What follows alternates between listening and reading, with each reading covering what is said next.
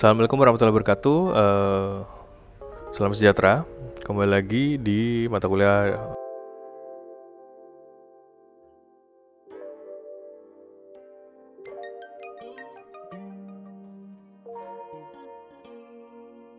gitu. Jadi ada beberapa nanti yang pengetahuan tentang apakah maksudnya konsep itu seperti apa gitu ya. Dan kita akan lebih dalam supaya kalau misalnya desain produk itu tidak langsung serta-merta oke, saya mau buat ini langsung jadi, enggak, tapi harus dipikirkan konsep ini, kemudian konsep yang lain, ada beberapa konsep gitu ya, jadi alternatifnya seperti apa, dan konsep itu biasanya berbeda. Jadi ada perbedaannya, jadi konsep ini bedanya apa, konsep ini bedanya apa, nanti cara memilihnya juga akan diajari gitu. Jadi ada beberapa faktor yang mempengaruhi ya dari development of concept. Itu ada faktor pertama, konsumen, demand, kemudian industri research.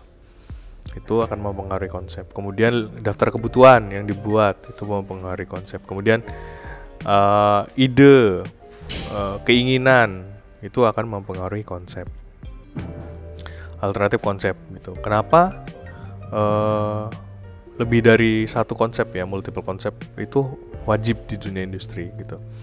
Karena alasannya adalah mungkin ada perbedaan di mekanismenya, kemudian ada perbedaan di pendekatannya, ada perbedaan di biayanya, dan ada perbedaan di market konsumennya gitu ya. Contohnya adalah satu produk yang namanya sama, keluarnya di tahun yang sama ya, tapi produknya jadi berbeda. Contohnya ini adalah Honda Civic di tahun 2006, 2005-an sampai 2011 kalau tidak salah, 2010. Saat generasi, saya lupa ini generasi keempat kalau tidak salah ya. Ini semua Honda Civic nih. Tapi kalian lihat kan ini berbeda gitu. Boleh dilihat ini berbeda. Padahal Civic ini tahunnya sama semua, generasi yang sama. Kenapa bisa berbeda? Karena tadi bisa jadi cost-nya berbeda, marketnya berbeda, approach-nya berbeda gitu ya, pendekatannya. Jadi yang di kiri ini adalah Civic Coupe. Dia hatchback untuk pasar Europe. Nih, sebelah kanan itu adalah Civic Sedan untuk pasar US. Bawah ini adalah Civic Sedan untuk pasar Asia, domestic market. Ini kan loh, mobilnya loh berbeda. Ini mungkin mirip sama ini, tapi dilihat loh depannya beda gitu ya. Ini beda total gitu. Jadi karena kadang-kadang kebutuhan market gitu, approach-nya, sehingga menyebabkan walaupun sama, hasilnya akan keluar produk yang berbeda gitu.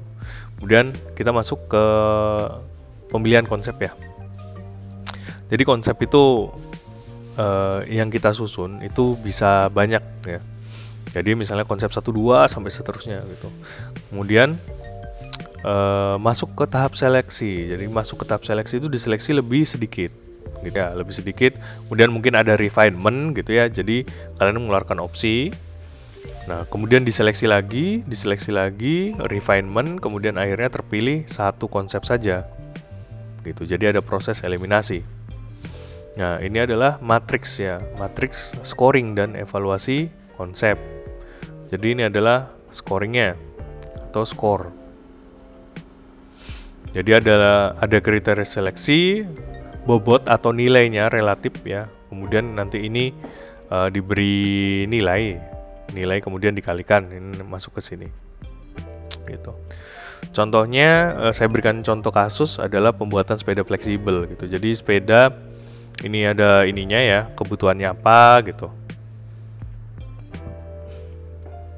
Kemudian lanjut kita ke fasenya. Jadi pembuatan list of requirement, kemudian konsepnya, pemilihan konsepnya ya gitu. List of requirement ini dilihat dari tadi ya, yang PPT ini gitu. Baru dibuat list of requirement. Ini kan. Kemudian masuk ke konsep, alternatif konsep. Ini sudah detail per komponen gitu ya. Jadi ada pembuatan dua konsep alternatif. Nah, jadi konsep A ini flexible bike seperti ini, konsep B adalah flexible bike seperti ini. Jadi ada dua konsep, itu ya. Ini kan mekanismenya sedikit berbeda. Jadi ada bagian yang bagian penyangganya berbeda, adjustable-nya berbeda, ya kan kalau dilihat dari sini. Gitu. Kemudian dilakukan matrix scoring.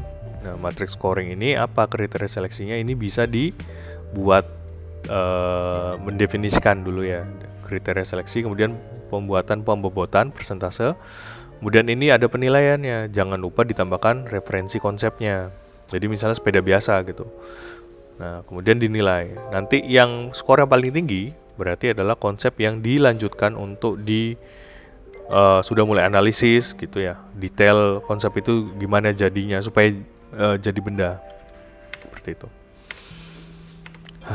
Oke, mungkin itu saja untuk presentasi masalah matriks gitu ya, metode pemilihan konsep. Terima kasih.